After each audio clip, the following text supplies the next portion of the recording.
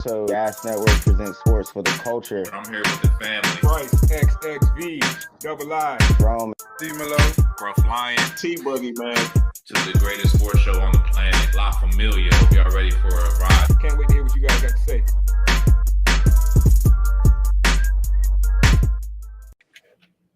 Yes, sir. You know what it is. Your favorite sports show back. A little late, like always, but it's your favorite late night sports show. I guarantee it's not a better late night show on TV right now. You're tuned in to Gas Presents Sports for the Culture. I am tonight's host, your boy Young Rome 22 on all socials as always. Another packed show for y'all tonight. NBA playoffs still going crazy. Might talk a little Pat Remy, some Streamer University tonight. But before we get into anything, though, I'm going to let the fellas introduce themselves like always, and I'm going to start with the top right. What up, man? Rome, you always pick me first, man. I appreciate that. What up, man? Scrub, man. Y'all know me. Feel me? I'm always repping three things for real. You feel me? You got rep. I'm repping God. I'm repping New Jersey. Wait, where's that? Hold up. And I'm repping Gas. You feel me? I got that shit tatted on me. You feel me? That's how you know I'm about this shit. You ready? Let's get it. Yeah, man. That's why I got to go to you first, man. You got it tatted on you. Next, like me, bro. Next, I'm going to go top left. T-Boogie, man. Wash your hands. Wash your ass. Head coach of Gasoline AU. You know what I'm saying? Hey, that tat fire. You know what I'm saying? I'm a tatless. I'm a tatless. I don't know if there's a term for a grown man with no ink, but I'm gonna just call myself a tatless. But if I did get a tat, it'd be the gas. It'd be the gas. But yeah, the last 5 MVPs in the NBA they tatless. It's a new thing. Oh, I didn't know that. I thought I was one of a kind. See, I thought I was the only adult over 30 with no tats. Like everybody nowadays is tatted up. But... yeah, I like to be able to fit all roles and scenarios. So you don't need tats out here. Sometimes I be token T-Boogie. Sometimes I be, you know what I'm saying? Token T-Boogie is crazy. Hey, listen, Jack up. I'm pretty much the streets version of Lupin. And I never got a tat because I never could settle on one that I would have been satisfied with for life. That shit had me fucked up. I was thinking you talking about Lupin. Syllables mean. You see how easy the accent can throw them off? That was wild. All right, last but never least, man. Bottom right. At Bryce XXV Double I, aka Mr. Big Leaguer. I'm also tatless, man. And I remember back in the day, man, it was this one tat I wanted so bad, bro. The Lion of Judah. Man, you know how happy I am. I don't got no big ass lion on my arm right now. I don't even like lions no more, man. It's not my favorite animal no more. This is why you can't get a tat, bro, because I feel like I ain't gonna say everybody. I'm gonna say about 75% of the people that got tats under the age of 18 regret them joints. All right, you be seeing them tats, them joints be looking crazy. All right, because all you could afford was the $100 tat. Now that joint looked like a $100 tat. Hey, listen, the tat I wanted, I had an artist draw it up and everything. Would it look crazy now? It was like a skeleton warrior, but he was like breaking apart a basketball court, like the backboard, like cracking it in half. I don't know why. That's creative, though. Nigga said he had a skeleton warrior breaking a backboard. Like what's cousin Chase He-Man? But imagine Skeletor or some shit. Yeah, like imagine him breaking apart a backboard. Like that has nothing to do with anything. That's what that's what I was saying though. That's why I never actually got a tattoo, because I knew there was nothing that I was gonna be happy with 10 years down the road. Like, example, huge Redskins fan, right? I know I got a friend, he got the Redskins hat. And look what happened. Now we're the Commanders. Now you just got a old Native American on your back, and it looks wild, bruh. Like, hey, I remember when I was in high school, one of my boys, man, everybody got that homie that's always first to do some shit, you know what I'm saying? And one of my boys got the tat in high school, bro. We was probably about 14, 15. We was at football workouts, man. I'll never forget this. One of the older dudes on the football team came up to my boy. He was like, well, your Jesus look weak as shit, boy. Everybody started crying up, bro. Niggas looking at Jesus on his arm. That Jesus was all scrawny. I'm like, yeah, bro, Jesus, you look kind of frail, bro. That's what I'm happy I get that. Yeah. And send Jesus to the gym. Jesus refurbished. Came out way better after you got the drink refurbished. You gotta refurbish your tat, man. Like it's a vehicle, you know, like He said this Jesus before you got the fish for everybody. Bro, facts. Jesus Crazy work. supposed to be looking like he do supersets and all that. Like he's supposed to be a wiry guy. You know? Yeah, word. You My fasting man 40 Jesus days like and nights, really- bro. What you expect? My man Jesus, like he was really punished. Like he was really being punished on that cross. He was not looking swole at all, bro. Like that joke was weak. He got shamed in the But I will say my man got his one upgraded. Yeah, getting shamed Crazy in the work. your religion is crazy. That's crazy. Crazy. All right, man. Let's jump into a little bit of sports, man. Let's start with the NBA right quick. While the playoffs are still hot, the Pacers Knicks just wrapped up, man, and it's looking like the Pacers are going to take this series. Like I was saying earlier, I know somebody in here right now had this series going 7 games, I believe. So let's get into it, man. I'll throw a jump ball for this one. Pacers Knicks. Pacers up 3-1 now. So what do y'all start so far? It's over. I was wrong. I had New York in 7. I was wrong. Tibbs can't get it done, man. Tibbs can't get it. Like he can get you there, he can't get you over the hump, man. Like Tibbs is a great coach if your team not good and you need a little razzle dazzle. But bro, the lineups are insane. I don't know, man. I'm a little disappointed in New York. I think most sports fans wanted a better series out of those 2 franchises. So, you know, but shout out to the Pacers, shout out to Halliburton. I don't know if y'all been seeing the pictures out there. You know, Halliburton, you know what I'm saying, been going dropping bombs on New York, you know what I'm saying, knocking down the towers, all that. So Crazy work. Hey, shout out to Halliburton, man. I'll tell you what. Nah, yeah, he's going crazy. I believe he had a triple double today. He was close when I seen him, so probably. Yeah. Yeah, I'll tell you what, man. You know, I did pick the Knicks to win the series, right? You know, and there was a lot of things telling me to do that at that time. You know, but I kind of in the back of my mind had a feeling that the Pacers could fucking win this series, man. And I said what I said because it was the right thing to say, and it's exactly what needed to be said for the Pacers to be doing what this is. And I'm not saying I'm on no, you know, manipulating of time and space, but I'm just saying the boys needed to be slept on. That is the key for them to continue to move forward, is for them to be slept on. And the fact that they been slept on is really why they coming the way they coming, bro. It really is. So the chances are, though, if they do win this series, which I think they will, but I mean, New York down 3-1, I wouldn't put them out of it yet, but it's not looking good. Pacers have been proven to be the scrap. You know, they kind of beat them at their own game for real. But Bryce, you was right about the matchup problems. It's proven to be an issue. It's definitely proven to be an issue. T, you was right about the fact that Cat and Brunson is performing and having crazy games, but they losing games. So tough, man. Tough for the Knicks, man. I don't know. I don't know if I could blame the coach and all that, but I do feel like the Pacers coaching is more advanced. They're playing the chess game and they're doing it well. Not too well, but like I said, enough to advance. And the chances are they're going to be dogs in the finals too. So I will continue to sleep on them, unfortunately. And you know, if they want to continue to rise to the occasion, then I'll say I'll give them props if they finally do. If they could get there, and you know, I'll give them props as it comes. But for now, and continuing on until they win the championship or some shit, I will continue to sleep on them. But that's exactly what they need to succeed. So, yeah, you're welcome.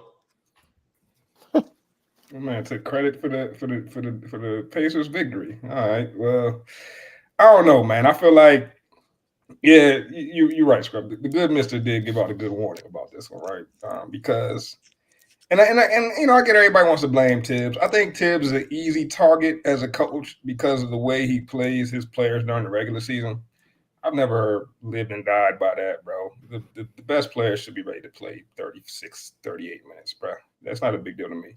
And I don't blame this series on Tibbs, bro, because like I told y'all last show, New York Knicks were constructed for one reason and one reason only. And unfortunately for them, they saw that reason in the quarterfinals and not the semis, right? So you played the team that you were built to defeat last series and you beat them, but you ended up having to see a team that you were not built to beat in the Pacers. And like I told y'all, the main reason for that is because of the way the Pacers tried to get their buckets, right? They're not a wing-dominated team. They're supplanted by wings, but they're not dominated by wings, right? In the case of Tibbs, bro, if anything, I give Tibbs credit, bro, because not too many coaches are going on this deep of a run with a 5'11", 6-foot player as the lead, as the leading star, bro. Like, let's just be honest, dog. I think the only mistake I'd say I feel like Tibbs made is he probably should have featured Cat a little bit more. Cat, the only game they've won so far, Cat saved them. What, 20 in the fourth or something like that? Like he saved them boys, bro. They actually should have been eliminated tonight. We being honest, this should have been a sweep. But Cat saved them, and that's because if we're being honest from a basketball perspective, Cat is actually their best player. And I think that's where Tibbs probably, if you really want to nitpick on Tibbs, you can say he didn't recognize who his best player was, or maybe who his best matchup in this series was. But Cat's their best player. As much as I love Brunson, bro, he's 6 feet, bro. Like it's very hard to be the best player on the NBA court at 6 feet. And that's kind of their downfall, in addition to the fact that, you know, he holds the ball for 18 out of 24 seconds of a shot clock. Now it's 6 seconds to operate, right? But that's his game. That's what he's been doing all season. So I can't be really mad at them for trying to win the way they got there. But overall, it was a matchup nightmare for him. Halliburton has really risen to the occasion. It's been impressive. But the one thing about Halliburton is he's not going to give you 30 every game. That's not his game, though. He's going to have a game in every single series where he scores 10, 12 points. The question is, did you let him get 10, 12 assists in that game? And that's where he's really been dominating, is finding guys. And I think that's where his game is kind of taking that stride. The other thing I'll say, because I know we're going to talk about the Thunder-Timberwolves matchup here, and people laud the Thunder for being such a deep basketball team. The Pacers are a very deep basketball team, in the same way that, like, the Celtics are a deep basketball team, right? Pacers play, 9, 10 guys, like, per game? You know what I'm saying? Like, they going 9, 10 deep, bro. They got different matchups for different reasons. You talk about guys like a guy like Mathurin, a guy like McConnell, like, you know, these are valuable pieces to teams that could be starters on a good amount of teams in the league. And shit, look at Nesmith, bro. The way Nesmith went out in that game, was that game 2 where he hit 7 threes straight, bro? Like, I mean, they got. And remember, dog, a few years ago when Nesmith was coming on the Celtics, when he was on the Celtics, I was like, dog, they need to keep this guy. Y'all was like, fuck Nesmith, but look at him now. You know what I'm saying? He headed to the finals, Celtics back home. So, yeah, I like the Pacers in this next round. And like I told y'all last week, the champion coming out the East, I see the Pacers winning it all. In the next, okay. Yeah, all right. So there's two things that I want to address that Bryce said in that long soliloquy there. The first thing, I want to get everybody's thoughts on him saying Cat is the best player on the Knicks. Now, he may very well be right. Like, I don't think that's as crazy of a take as it might sound initially. So I want to get some convo going on that. And then the second part, the champions coming out the East. I disagree with that one there. I think Scruff and T might got something to say about that too. So yeah, jump ball on those two topics. You twisting words and shit, because that's not what I heard he said. He did not say he was the best player on the Knicks. He said that he should have featured him more in the series, which, I mean, I told y'all, and I'm watching the game. I said it on today, right? I said, yo, I thought I heard him say he's better than Brunson because it's hard to be the best player when you're only 6 feet. Was I mistaken? I'll go on the record. I do think Cat is a better. If we were ranking the top 50 players in the NBA, I would put Cat over Brunson. That's insane, bro. Well, a few weeks ago, I asked y'all. I said, who would y'all rather have, Jalen Brunson or Ja Morant, and all y'all boys told me Jalen Brunson was better than Ja Morant, but like he's not, bro. He's not, and I'm sorry, and it's not really that close. If you put Ja Morant on this Knicks team, y'all would favor them over the Thunder next round. Yep. Ja Morant was on this Knicks team. They It would wouldn't. look crazy. It would look crazy, bro. I don't think so. I do think this about Cat, man. I think Cat's a talented player, man. I think we all know that, bro. And I think we all feel like he's kind of underperformed in some aspects. And I feel like he could do a lot better in a lot of things. But I've seen him do in this series, though, is rise to the occasion. And it seems like the matchups are favorable for him. That's all I'll say, though. He's not better than me. He's not a better player than Brunson. He's not the best player on the team. Brunson is the heart and soul of that team. You feel me? Cat is just really entertaining to watch. You know, he's zesty as hell, funny as hell. You know, he's really just a motherfucking funny ass dude, bro. Like he's kept me entertained with all the funny shit he's been doing all fucking playoffs. But he is not the best player on the team, bro. I mean, Cat is. I don't think we could or should even argue this, but Cat's the better player. Brunson is the bigger dog. Okay. Sometimes in sports you need a dog, and that's why I disagree with that Ja Morant take. Ja Morant is not the same type of dog as Brunson. He can give you some electrifying dunks. He can get hot. Bro, Brunson is so consistent. Even though he's very ball dominant, I don't think he has to be. But that's coaching. But yeah, Brunson is just, bro. Brunson has taken the heart out of teams, and not just in the playoffs and regular season, like in the game where we don't know how to defend this guy. Like, I don't think Ja has got to that point yet. I don't think Ant has got to that point, right? We talking 10-point games. Brunson's not going to go out there and give you a 10, 15-point game, bro. And honestly, the game that Cat went off was because Brunson was in foul trouble. You know what I'm saying? And was that addition by subtraction? Probably. But sometimes that's coaching to me. You know what I'm saying? You got to know who has the better matchup. And Cat clearly, because this is how I look at it. Brunson can get his whenever, at least offensively, right? Defensively, yeah, he give me Isaiah Thomas vibes. But Cat, if you get Cat going, like, that's harder to stop. Big guy shooting threes. He's animated. He gets the morale up, you know. But yeah, Cat animated is a good word for it. Don't forget that game 2 loss, bro. Like, and this is why, man, the little things be standing out to me, bro. When they lost in game 2. And the Knicks were down, like they were down probably like 17, bro. They benched Brunson. I'm not talking about the game where Cat. Wait, was that? Yeah, I guess that was the game Cat went off. No, not the game Cat went off. Game two. They were down like 17. They put Brunson on the bench, put a bench lineup in there with Cat, came all the way back, bro. To the point the Pacers had to be saved by 7 straight Neesmith threes, bro. Like, I'm telling you, dog, like, it's not, and honestly, it's not all that close how much better Cat is than Brunson, bro. Cat probably took 5 less shots per game than Brunson this year. only averaged 2 less points. I hear you on that. I think T made a good point, though, because Brunson certainly is the bigger dog of the two. And to Scruff's point, he's the heart and soul of the team. Like, I don't think the Knicks get here without Brunson. Like, I hear what you're saying, Bryce, about that, but I remember the game 2 comeback when he went out because I remember thinking they were cooked. But Cat stepped up. But I don't think that Cat does that night in and night out without a guy like Brunson on the squad.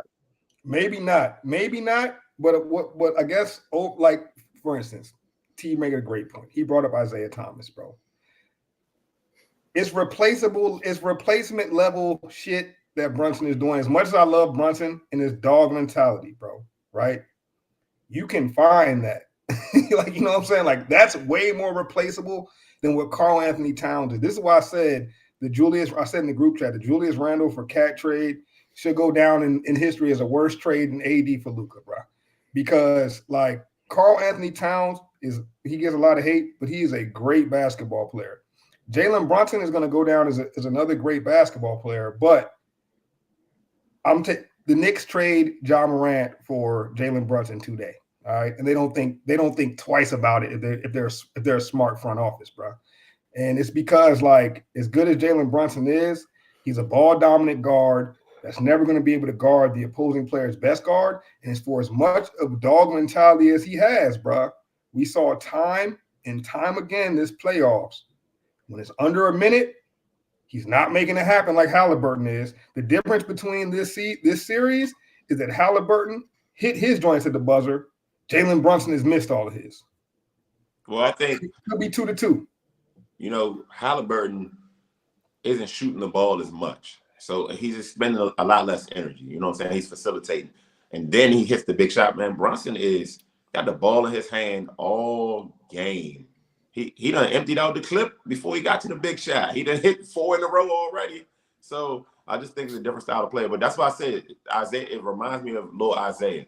A dog can go get you a bucket, can't go out and get you a stop on defense. I watched the Pacers go at Brunson 3 times in a row and get 7 points. You know what I'm saying? And under 4 minutes in the game. And that, like, the coaches see that. The front office sees that. You know what I'm saying? The players see that. But that's something that the fans might miss. They're trying to hide Brunson on defense. And the Pacers are trying to find him on defense. Like, hey, whoever got Brunson, go get a bucket. But like Bryce says, the little guy, man, he's fighting for a little guy. And Cat for Randall, That's crazy though. Randall has never been as good as Cat. In fact, Randall is a power forward. He's smaller than LeBron. You know what I'm saying? Playing the 4. Cat is huge. How tall is Cat? About 7'2"? Nah, he about 7 feet though. But that's another thing about Brunson. He might give you 30, bro. But he gonna take 25 shots. Like, you know what I'm saying? Hallie give you 30, it's going to be on 16, 17 shots, bro. If you're giving me 30, but you had to take 25 to get there, even if you 10 for 25, 12 for 25, like. I mean, Hallie is the guy that you want to play with if you're a hooper, right? If you want to get your contract and get your numbers and you want to play with the guy that's willing to pass the ball. Bro, once that joint hit Brunson hand, you better set a pick. You get out the way.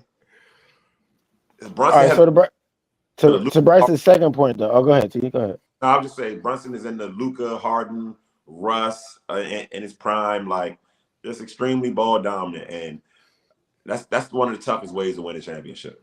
Honestly, Harden is a good comp for Brunson. I can see that. I hope it doesn't pan out that way. I hope Brunson can get a chip, but I can see it panning out that way. But to Bryce's second point, though, about the NBA champion coming out the East. The more I see of the Pacers in the playoffs and the more Halliburton impresses me throughout the playoffs, Bryce's take doesn't sound that crazy once again. I still like OKC to win it all, but I think the Pacers could give them a real run for their money. Nah, bro. If I had $100,000 and somebody said you have to put this whole $100,000 on either the Pacers or the Thunder, right? I would put the whole $100,000 on the Thunder. If I was betting $500 and the odds was plus 530, you know what I'm saying? I'm putting that $500 on the Pacers, right? So, like, conventional wisdom, even my conventional wisdom tells me that the Thunder should win that 7-game series, right? But if I'm looking at it from matchup perspectives and I start to really break down some things that I've seen from the Thunder, some things that I think are deficiencies from the Thunder, which mainly revolves around experience. I like the Pacers' chances, bro. I like the Pacers' chances. I don't think they're far away from that level, especially when we talk about another deep basketball team. Yeah, I don't think it's a good matchup. And in fact, I don't think the Pacers get past Cleveland if Cleveland's healthy. You know what I'm saying? They were gifted this run. You know what I'm saying? You got a non-healthy Cavs, and then the big dog Celtics took an L, so you got the worst of that matchup. But now you're running into the number 1 team in the NBA, the number 1 team in the West. The only team that they struggled with was a team that already won a championship. That's the only team that even put up a fight. So for all the matchups and the Halliburtons and the pick and rolls and the applying pressure to the guards and all, the Thunder have a matchup for every matchup. They can go 10 deep too. The Thunder can play guys that you have to watch the Thunder to know, all right, this guy is effective. You know what I'm saying? I just don't see it in the cards. It's just a really tough matchup. If the Pacers win 2 games, that's a win. Like that's a win for them. I'd be amazed. But that's like I said last time, bro. The Thunder have lost less than 20 games. You know what I'm saying? Maybe 20 games this entire year. I don't They think lost 14. That shit don't matter though, bro. That They shit don't do. matter. Like the Y'all Cavs did the same shit It this doesn't year and matter. last year, I bro. told me last year when Boston was that dominant that it didn't matter. That stuff absolutely matters. It matters to the players. It's in the players' heads. Bro, the Pacers know exactly. They know they're underdogs, but it's like, hey guys, can we do it again? And from the Thunder side, it's like, it's the best case scenario. No Celtics, no man. Bring the trophy to Oklahoma right now. Yeah, it's crazy, man. It absolutely matters, T. Like you said, bro. Because I look at it like this, bro. If you include the regular season and playoffs, they done played like 100 games. Only lost 14 games. You feel me? So like that means, but you expect them to lose 4 out of the next 7. They ain't happening. Right. They ain't I Right. happening. mean, they lost how many in Denver? 3. 3. I mean, so let's But not act like you let's lost. not act like this is a team that's blowing through the competition. For one, That's cool. I made that point though. You Best lost. player in the world, though, they was playing against. Yes, You lost to a Jokic. team that already won a championship. yeah, you lost to a team that won a championship, but this is 2 years removed. This is not the same team that won a championship. This is a team that's What's different? Russell Westbrook is a main contributor now. I can start there. So that make it worse. He didn't win a championship. Looked like it to me. I mean, they still got a lot of their core, though, for real, bro. No. They got Jokic. All right. Playing at, Yeah, they at did. And all guess what? time. Guess what? The second most important member, because it used to be Jamal Murray was the second most important member of that core. That's not the case anymore. The second most important member of that core was injured. So y'all take away from the Pacers because they were hurt, because they played a hurt Cavs, but y'all don't take shit away from the Thunder for playing a hurt Denver Nuggets. Okay, fine. We're not gonna make that even. Fine, I can live with that, right? Cool. If you want to say Aaron Gordon wasn't that important, he ain't heard the shit to the game 5 anyway. Whatever, cool. We can go with that, right? But to me, that's pretty important. So I'll start there. What? Because Aaron Gordon's the second most important player on that. Bro, Aaron Gordon walked them. You could argue that he was equally as important as Jokic in that run for the Nuggets this year, bro. You could argue that. This is what I'm saying. I expect a champion to find ways to win, whether that's Westbrook, whether that's Gordon, whether that's Murray, whether that's Michael Porter. I expect a championship pedigree team to find ways to win. The Cavs have not won a thing. The Cavs don't have any pedigree. Cool. I like that you're bringing that up, right? Because now let's look at the Pacers when we start talking about pedigree. And this is why I'm gonna use your own point against you, because we've got a player on the Pacers that knows exactly what it takes to get there, exactly what it takes to win it all, has done it, and has been the second best player on a team that's done it.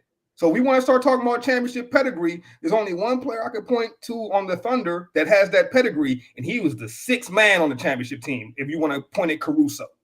All right, so these are the things when I start looking at it, I say, I see a team that can, it's about when you peak, bro. So you can tell me all this regular season shit.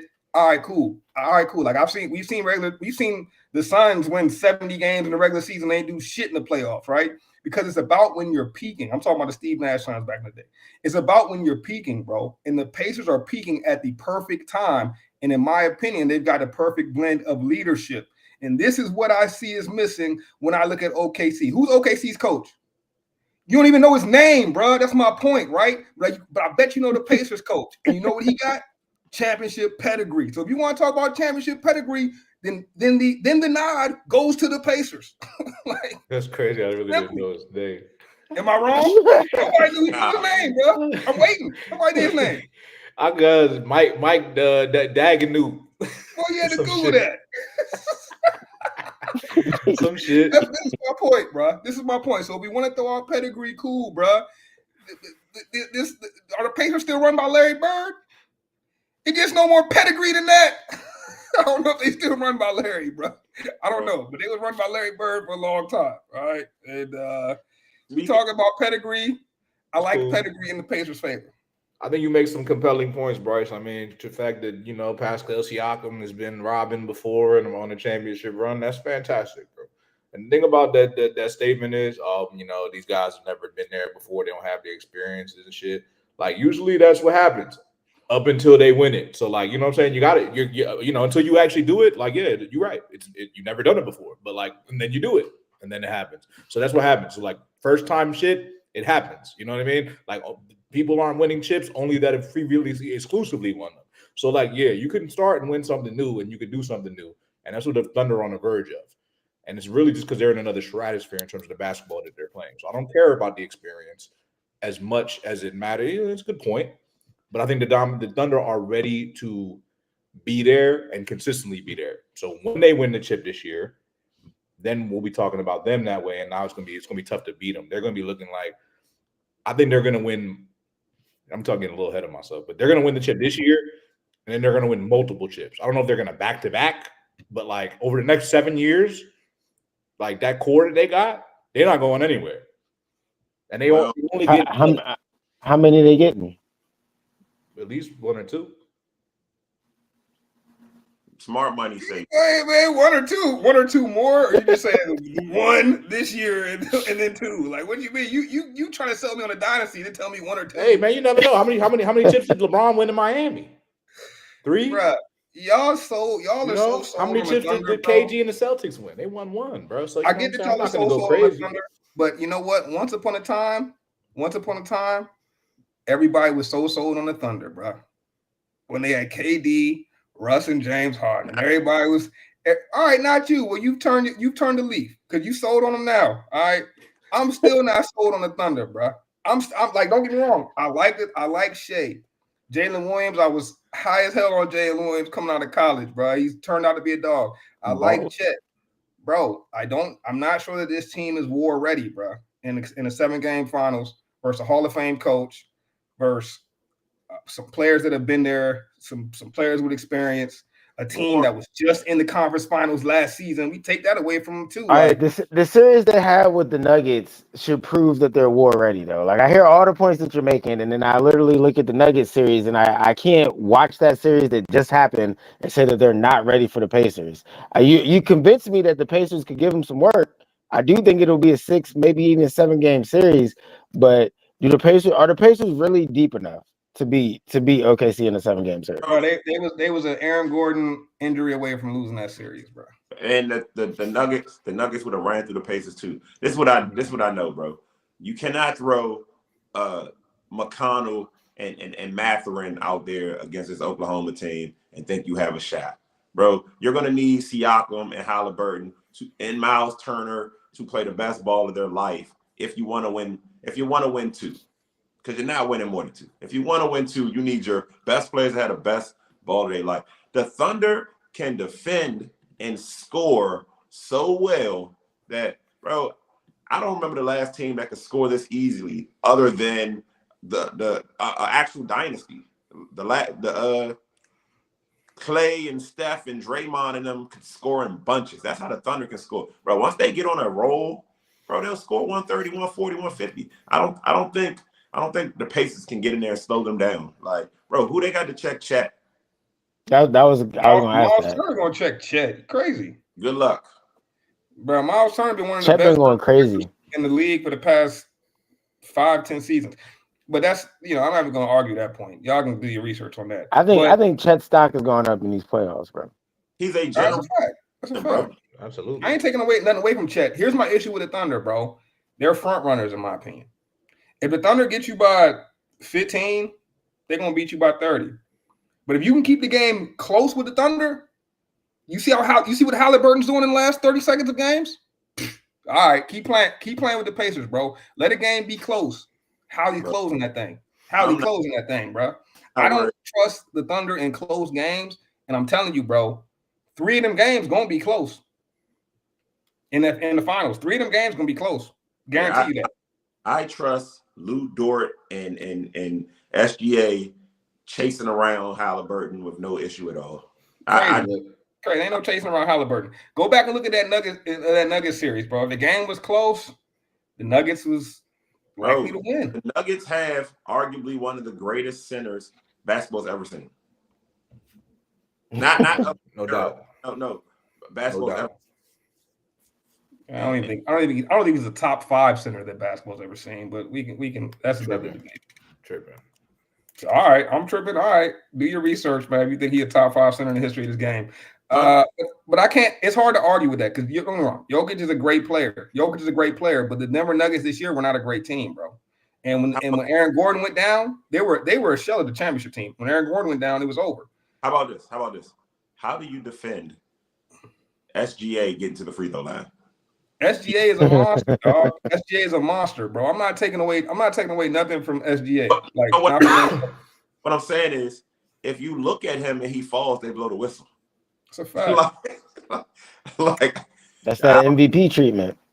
That's a fact. But in SGA, he's also liable to have a 14, 12 point game too, similar to Halliburton. But I will say I think you're getting it mixed up with Ant-Man right now. Nah, bro. No, I'm telling you, Shea gonna do it too. Look at them numbers. But I'm telling you this though, that team doesn't all have that same motor that Shea has, bro.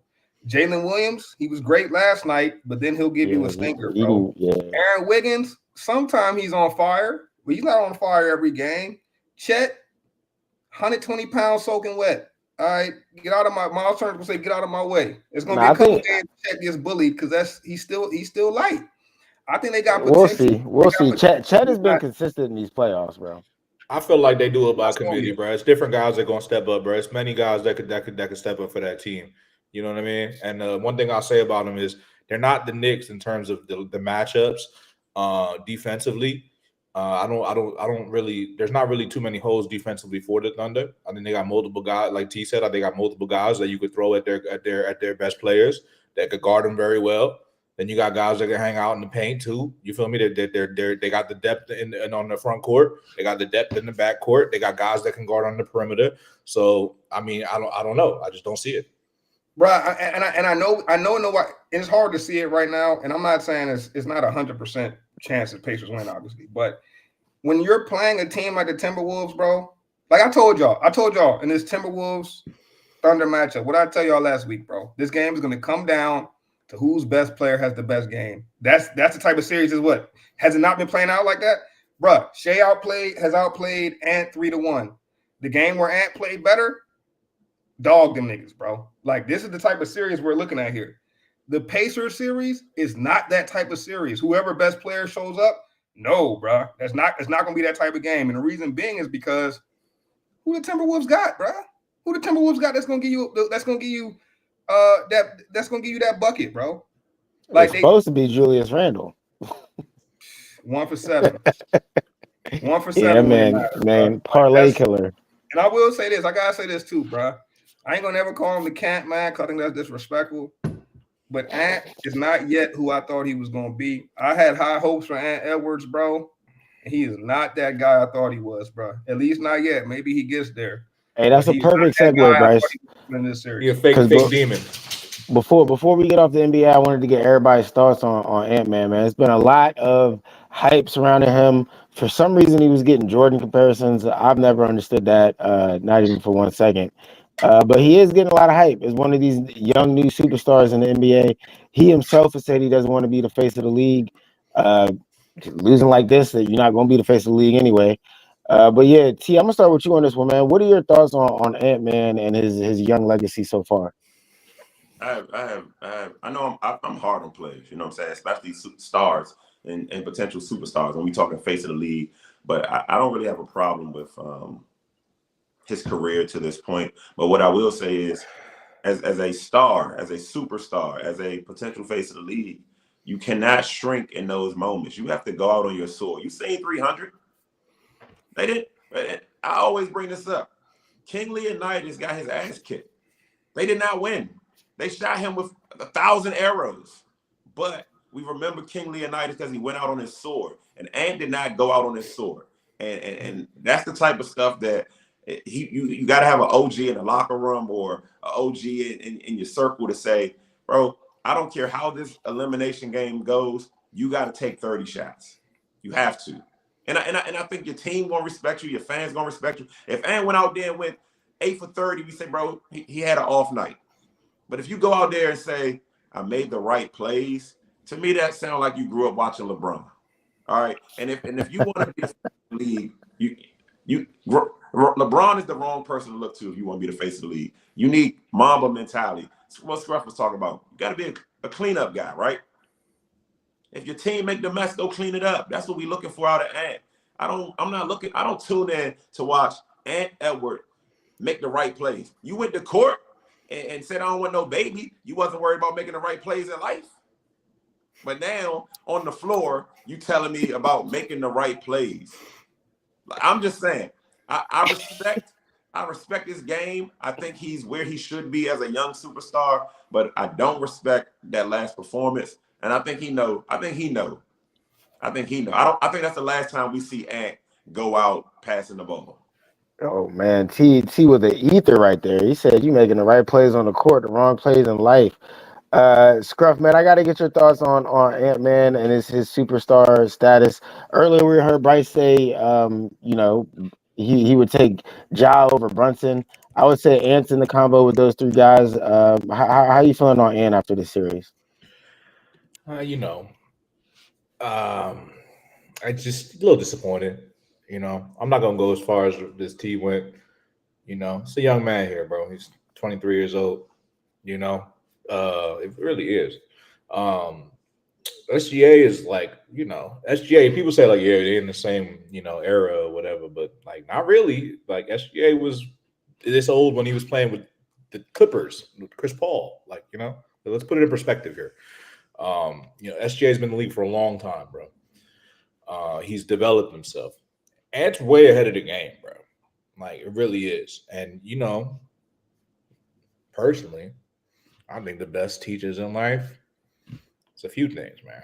But losses like that, that's when you really, really get that. That's when you really get that shit inside of you, bro. You be like, yeah. That fake bullshit he was doing after the press conference, that fake demon shit, we ain't buying that. But like next season, after he lose, continue to hear that shit the whole summer. You might have to do that shit, baby. Sometimes it takes a while. Like I said, SGA's I don't know what year he's in, maybe a 7th, 8th year or some shit. I don't know. But it might take a couple more years of that to get it. Do I think he got it in him to get there? Yeah. Do I think he's there yet? Nah. I mean, I don't. But he's talented as hell. He gonna get his shit off, but he's not ready to finish what he starts. You know what I'm saying?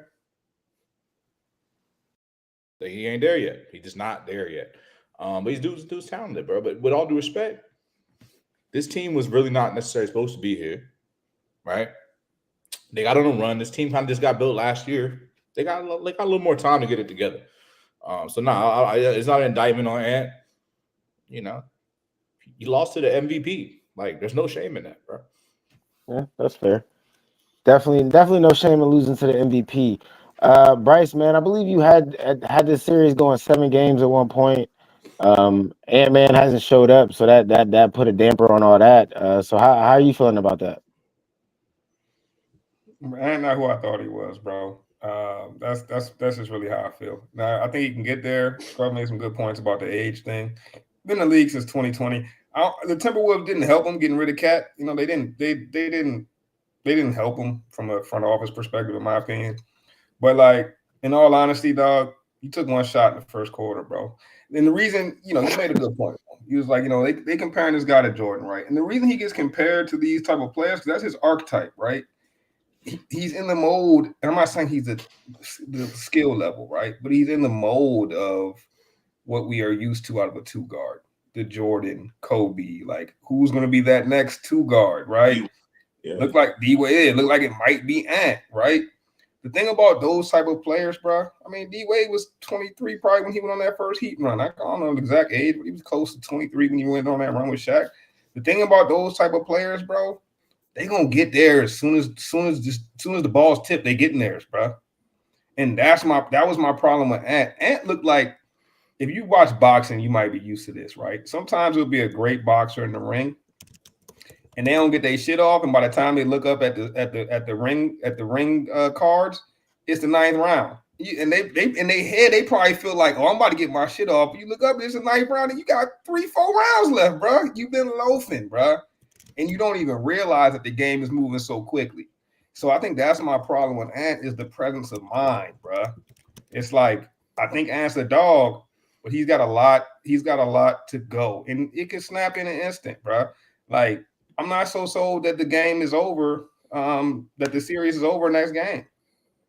Not so sold about that. You feel me? But Ant better wake the hell up. 16 points. I thought he played decent the game before, but 16 points and one shot in the first quarter, bruh, that's not going to do it, bro. That's not going to do it. Game two, not last game, the game before he played well, but game two, I thought he started finding it at the end.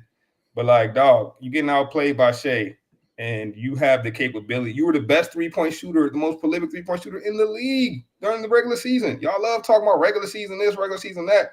This is why I thought they had a shot. They were the best 3-point shooting team in the league this season, and not even shooting threes. And when he is, he's not shooting with confidence, bro. Like, show me something, Ant. As my man Scribb would say, show me, Ant. Something's definitely off. I'll say this. I think Minnesota's cooked. I think it's done. It's over. Nowhere to be OKC tomorrow night. But if they find a way to win and Ant goes crazy, that changes the convo once again, I think. Because I think to y'all's point, man, like, this is that kind of embarrassing L. You didn't step up. You weren't him in that game. If you can will this to another game, a 6-7 game series, I think that says a lot. Bro, you ain't about to will it to no 7, bro. Not to me, right? Because the pressure is different. You know what I'm saying? That was a make or break game. This game, if you win, whatever, man. You would have to take it to 7 for me to say I respect it. But no.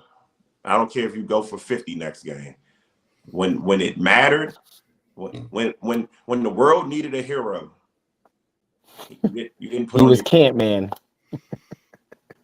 When the world needed a hero, he was camp man. All right, let's keep it pushing, man. Let's jump into the WNBA right quick. I want to get y'all's thoughts on the Caitlin Clark injury and what that means for the W. Obviously, she's been the most entertaining player, got all the eyes on the league. Does this injury, you think this injury will take some of those fans away? And does this open up the MVP race? That's really what I want to get into, because she was the MVP favorite here in the early goings. So I want to hear y'all's thoughts on that. Caitlin Clark's injury. Like, how long she out for? I believe 2 weeks. I don't think it's too serious from what I read. I'm going to tell you one thing, man. Just this is not related to your question. It's kind of related, but does it affect the viewership? Yeah, absolutely. So I'll give you a case in point. Y'all know my job, right? So I convinced the higher ups for us to buy a suite for the game next week. It was very, very last minute too. Oh yeah, this next week. Like, we gonna pull all this money together now for the game next week? Are y'all sure that y'all can feel it, right? Absolutely, easily. Caitlin Clark, you kidding me? Hell yeah. So we did. They turned around. They pulled the checkbook out. Now Caitlin Clark went down. Now guess what? Now it's the day before the game. We enjoying our holiday weekend. Yeah, it's all fun and games and shit. And we got the game tomorrow. We gotta feel it. I gotta make good on that investment. Now, did I feel the game? Yes. But was there a delay? There was less interest? Absolutely, bro. But 2 weeks ain't enough to do nothing. So let's take it easy, bro. Like, you going for 2 weeks, that's not enough to really do much. Sure, maybe people aren't going to be watching as much, like those particular kind of fans. People might still be watching. I ain't worried about it. As far as the MVP race goes, is it a runaway that Caitlin Clark was the MVP? Because, like, last time I checked, A'ja Wilson still plays basketball. So as far as I'm concerned, fuck your MVP. Like, you know what I'm saying? Get out of here with that shit. Sure, she's the favorite for MVP on the books. But you know what I did the other day? I took A'ja Wilson for MVP because right now she got the fourth longest odds. And guess what? I believe A'ja Wilson is still going to be the MVP. Caitlin Clark being MVP, it's possible, but nah, it's hype train, bro. Hype train, crazy. 2 weeks ain't gonna do nothing though. She'll be in the race too, and people gonna watch. But yeah, 2 weeks ain't gonna hurt shit. So it's a non-factor. Well, I think it's interesting her injury and the viewership thing. If it does take a small dip, even if it's just for a couple weeks, is a lot of people give her a lot of credit for growing the game. But if people don't watch when she's out, did she really grow it? Is kind of what I'm thinking. But T, what are your thoughts on the WNBA MVP race? It's not that big a deal to me. I think Kaylin needs to win to help the league. I mean, or she just has to finish first or second. You know what I'm saying? She finishes close, it helps the league. Controversy sells, man. And not that Kaylin can't hoop. Kaylin's a dog, but the WNBA needs all the controversy it can get. Good, bad. I mean, it just needs eyes, viewership, hype. So, 2 weeks, they probably see a small dip in viewership, but I don't think it changes the MVP race at all. You know what I'm saying? I'm happy. Do we think this is a situation where to T's point, the league and the viewership, do we think this is a situation where if it's close, Caitlin Clark mysteriously wins it, even though she might not deserve it? Probably, right? You know what I'm saying? Like, and that's how it should be. You know what I'm saying? Like, this is a business we're talking about. This is not a meritocracy. The world has never seen a meritocracy. That's just some nonsense that her fan base invented. All right, to fire, to make sure that Asia Wilson don't win 2 in a row. All right, listen, it's not a meritocracy, bro. There was a year where Embiid probably should have won over Jokic, but no, the NBA said we got to give it to this guy. Like, that happens. Nash shouldn't have won over Kobe. NBA said got to give it to this guy, bro. These aren't conspiracies. These aren't. If you own the league, think about it, bro. Vince McMahon is not the only person that has a script for the league. You know what I'm saying? It is what it is. People can say what they want. I know what the WNBA is doing. I thought Team USA missed by not adding. I was gonna bring that up too. Yeah. You know why they missed? Because they weren't the NBA. Team USA is not a business. That's not true. The NBA the WNBA got to start making some money, and we make money by boosting our star players. The NBA is a star. The WNBA is a star-driven league, just like the NBA. We need to boost stars. So if it's close, okay, Caitlin, you taking it. All right, Bryce. I know you're big on the WNBA. I know you watch a good chunk of the games too. So what are your thoughts on the MVP race? And does Caitlin being out hurt her chances at all? Yeah, you already know, man. I'm always locked in with my Mystics for sure. So I end up watching a good amount of W games just by keeping track of my own team. I would say that absolutely it hurts the W. Caitlin Clark being out for 2 weeks in the WNBA is the equivalent to Trump dropping tariffs on the stock market. All right, it throws everything off, bro. When tariffs hit, that stock market going down instantly, bro. Trump was to announce some tariffs coming back, even if he only leaves some tariffs on there for 2 weeks, bro. Stock's gonna feel it. Same thing with Caitlin going out in the W. It's gonna hurt. It's gonna hurt the revenue for a minute. But to the MVP question, she's not playing. To me, she's not playing the best ball in the league right now. Fee Collier still got that, in my opinion. Fee a dog, man, and Asia's still out there too. Although Asia's had, I wouldn't say a rough start, but the Aces haven't looked dominant like they did, in the last couple seasons. Maybe losing what's my girl Plum? Maybe losing Plum hurt that. Yeah, that might have hurt that a little bit. She's still looking good, but I think Fee Collier in the league right now. But what Caitlin Clark is doing is impressive. I think she had a triple double the other day. You count turnovers, but yeah, she's making that league go right now for sure. But it's been an improving product each and every year.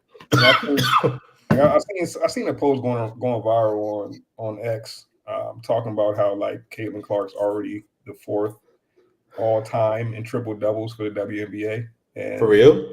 She is. And the poster was alluding to the fact that like how weak the W must be if Caitlin Clark is already 4th in all-time triple doubles. But it's not really that the W is weak. It's just basketball in the W has been played how it's more or less how basketball is intended, where the point guard gets the assists, the shooting guard gets the points, the small forward gets some of the points and some of the rebounds, the power forward gets some of the points, some of the rebounds, and the center is the defensive anchor and gets the rebounds. You know what I'm saying? That's kind of how the W has been structured, right? So it's like, let's not shit on the WNBA players just because Caitlin Clark is more or less a new breed of basketball, infusing into the W. Let's just give her credit where it's due. But I do agree with T's point. Got to hype the stars. The rivalries are good for the league. But you don't want, in the effort of hyping the stars, you don't want to dim the light on others. You know what I'm saying? That's a fact. Classic Spurs basketball for sure. Well, that's a good point, Bryce. And I was actually going to pose this question to the squad right quick. For the growth of the WNBA, is it more to boost the stars we already know, such as Caitlin Clark or Angel Reese, or should they put more of a focus on Collier from the Lynx, more players like that, more focus on the Asia Wilsons that have been really good for quite some time, but may not be as well known? Would they be better served boosting those names and letting us know, hey, these girls can play, they've been nice for a while, or should they keep boosting the Caitlin Clarks and Angel Reeses of the world? Well, there's a way to do both, actually. There is a way to do both. There's a path for that. You're going to have to hype. You don't really have to hype Caitlin Clark and Angel Reese because the hype is just kind of already there. But you want to lean into it as much as possible, as they should. With that said, if Caitlin Clark makes it to a finalist in the MVP, and Bryce made a great point with Napheesa Collier, coaches poll in the beginning of the season, she was the unanimous selection for MVP.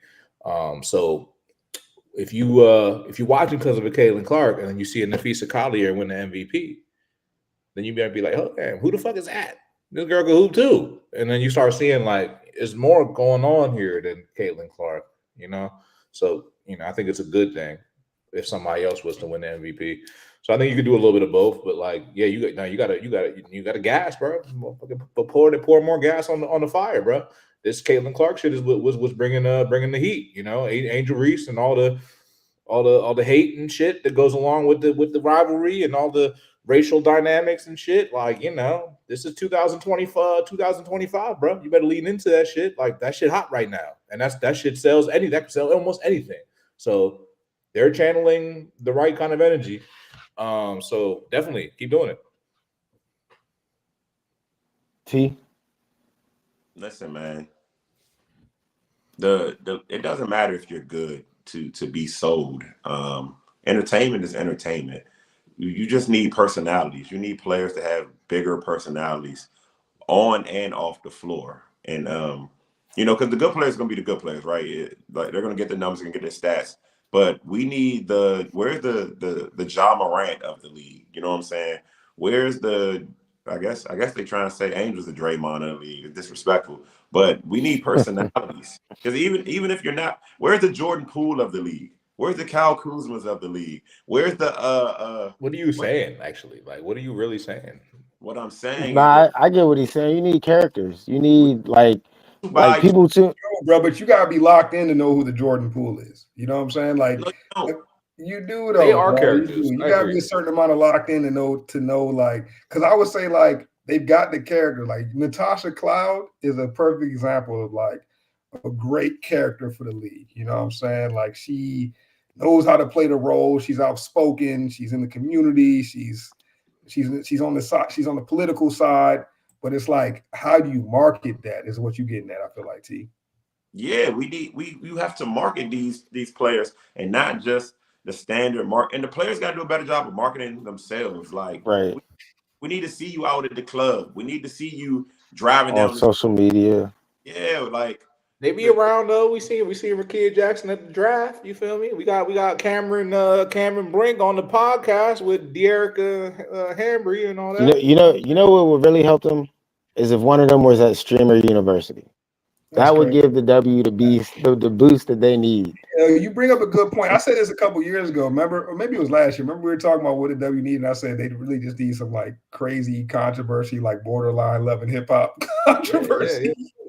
We started to get that a little bit when what's the big girl whose girlfriend was on the other team and she helped her out. And Dejanay Carrington on the court, huh?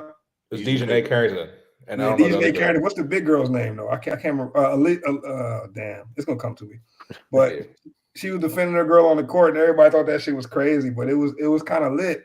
And unfortunately, you gotta lean into that stuff, man, because that's the world we live in, bro. We live in that world. When Draymond stole Jordan Poole, you know what I'm saying? Folks was going crazy over that, bro. When John Morant did the little gun sign, you know, people was going crazy over that. Like, people like that controversy, bro. And the thing is, though, at the same time, it's hard to win as a business with that controversy if you haven't yet won as a business with your product. You know what I'm saying? Like, if you I hate to relate this to a drug dealer, right? But let's say, like, I'm rewatching The Wire right now. You know what I'm saying? And in The Wire, you be hearing them say, I got them red tops. But them red tops don't mean nothing if you ain't already know that product and them red tops was hidden. You know what I'm saying? Like, now the dude that got the red tops got the green tops now. A fiend more likely to check that green top out. You know what I'm saying? But you got to win with your product first. And I feel like that's the route the W is trying to take. You know what I'm saying? Like, you just switch up the baggies on me. That ain't gonna get me if I ain't already in on your product. You know what I'm saying? So, like, you gotta think like a trap star sometimes. Nah, yeah, I mean, it's definitely some things the W could do to boost the ratings. I mean, they're only about 5 games in so far, and to everybody's point, the biggest story was the Angel Reese, Caitlin Clark foul. So that's been the biggest story of the W so far, even just 5 games in. So controversy sells, whether you like it or you don't. But let's keep it pushing, fellas, because it's getting a little late out here. Let's get to our next topics. I believe we were going to get into this Streamer University. I just brought it up. I don't know how much you guys had to check that out, but what were your thoughts on the Streamer University? And is it the future? I really think the kids and the youth are really into this, even more so than I am. And I think it could honestly, and I'm not saying this in jest, I think streaming and the way that they're trying to set it up right now, that could be the future of how you intake news, how you do sports, all that. So what are y'all thoughts on Streamer University? It's genius. It's genius, man. It's genius. What's his name? Kai Cenat was on there talking about, and it's crazy, man. I was never really into this shit, bro. But I can't not see what's happening, bro. It is the future. This is the future of it's a huge lane, huge economic industry in my opinion. And what Kai Cenat was saying was like they got offers from all those Netflix and the Hulus and the Tubies and you name it. And he said, nah, we ain't trying to do that because we want to keep the power here with us. And I really respected that message. And I think there's something to that, bro. I don't know if y'all followed y'all into that Pop the Balloon show that was on YouTube, but they got a show on Netflix or whatever, and they gentrified the fuck out of that joint. Yep. And that shit sucks. I watched the first episode, never watched it again. Like, you know what I'm saying? Shit sucks. I still watch the YouTube joint though, and that shit way better. Sometimes shit's just better in its raw organic form, bro. And I agree with what Kai said, because he said, why can't we build our platform up? Like y'all giving too much power to these other platforms, not knowing that a platform is a platform. It is what you make it, and you could really be your authentic self on your own platform. And us being on our platform, you don't think I believe that shit? Like, you don't think I really actually resonate with that message? I really do. So I fuck with it heavy. And they got a good mix of characters on that joint. DDG going through the legal struggles. You know what I'm saying? I feel for the brother. They smear campaigning my boy. You feel me? And low key, they're doing positive promo for him through this shit, because all the girls on there talking about he's a genuine guy. He's so nice. And whoop. I don't know if that's a coincidence, but I'm cool with it. Whatever. I like that. Duke Dennis on there. He's a character. You got India on there. She got the eyeballs on her. Everybody loves seeing her. It's almost like some high school shit. Like, you know what I'm saying? Some high school. It really is looking like college. It's very entertaining. You got Cooking with Kai on that joint. You know what I'm saying? A couple nips, lips, little twerks in here and there. And I was her boyfriend mad at home and shit. Oh, the boyfriend mad at home. She twerking on somebody and shit. Girl getting mad and shit. That shit's entertaining. It's no doubt it's entertaining. And it seemed like they're trying to teach some stuff too.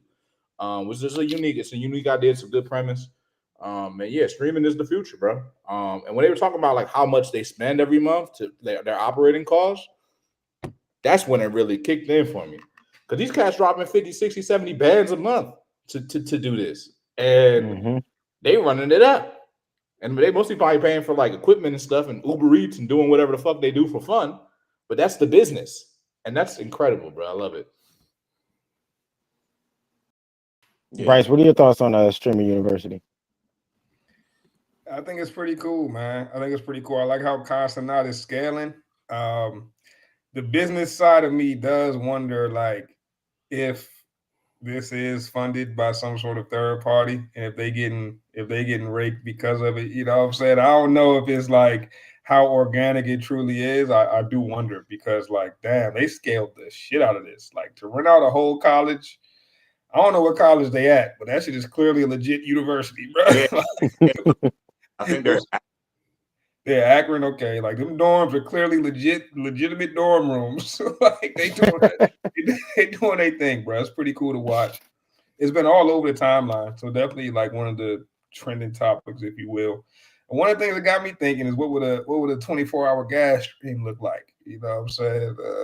I think that would be crazy, bro. And yeah, we're going to have to get our Twitch. We're going to have to get our Twitch back activated, man. Shout out to everybody watching us on Twitch tonight. Definitely going to start streaming there more because I think they're like the most interesting part to me is the different lanes that are opening up for people, bro. Like, this couldn't have happened 5-10 years ago. You know what I'm saying? So it's like where the world is going and how like into getting insight on an individual's life people are is surprising to me, bro. Because like this is the new reality TV, bro. Like gone are the days of like the Real Worlds and the College Hills and the you know what I'm saying the Yeah. old school reality TV, Big Brother, where they really followed you around and like this is the new reality TV. And I think shout out to all the young folks that's capitalizing on it. Yeah, man. I'm a fan. And I don't even watch these streamers. I'm gonna be honest with you, but I did watch a ton of clips about Streaming University. That's how I knew what college they were at. And what happened is I kind of just fell in love with the storylines. You know what I'm saying? And that's entertainment, right? It's the storylines. It's character driven. And what's crazy is there's no, as far as I can tell, there's no actual script. These guys are off the cuff, impromptu. But they are characters, and that takes talent. You know how much talent it takes to even shoot a podcast, you got to be online for an hour, time before that, time after that. But to stream live and maybe potentially be a different character or even being yourself, but allow the public to view you for that many hours is crazy. It's crazy. But to the point of so much money that they're spending out and making, it's interesting to me. I thought about this watching it, right? As the world transitions to AI, right? AI is certainly going to remove jobs, right? But what does the human spirit do? The human spirit finds a way, right? So humans are starting to create lanes and jobs that AI can't do right now, right? I can't tune into an AI streamer running through a college university, but I can watch India Love and Duke Dennis and DDG have a love triangle. You know what I'm saying? Like, and it's cool. It's cool, especially as a coach, for me to kind of see who the kids are listening to, who the kids are following. And what I really respected about it is it's not like the music of our time where everything's bang, bang, shoot them up, kill, violent. Bro, these people are kids and even adults, but in a kid-like state. Like they're throwing water balloons, they're having fun, they're shooting little Orbeez, the water gel guns. And some of those kids didn't actually go to college. I thought that was interesting too. Right.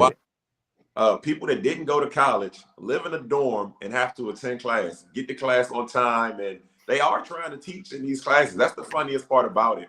Mm-hmm. I watched India Love give a class on how to pick up women.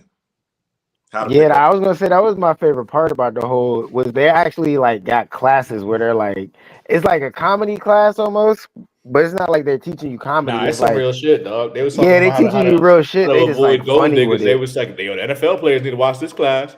Because you know what I'm saying, real shit. You know, they was like, nah, they was doing a role play and everything. They was like, nah, shorty, I don't like them. I don't like them Audemars. Nah, that ain't my shit. Like you can't be doing no shit. You can't be, I get it. Bro, I thought it was cool that Kai picked streamers that were less popular, smaller spots, smaller guys, and brung them in and included them in the picture, and really as a means to provide more opportunity and more resources, more money for them. So it's a way to reach back and give back in an authentic way. So even if there is some sort of, and I don't think there is, but even if there is somebody behind it financing it, right?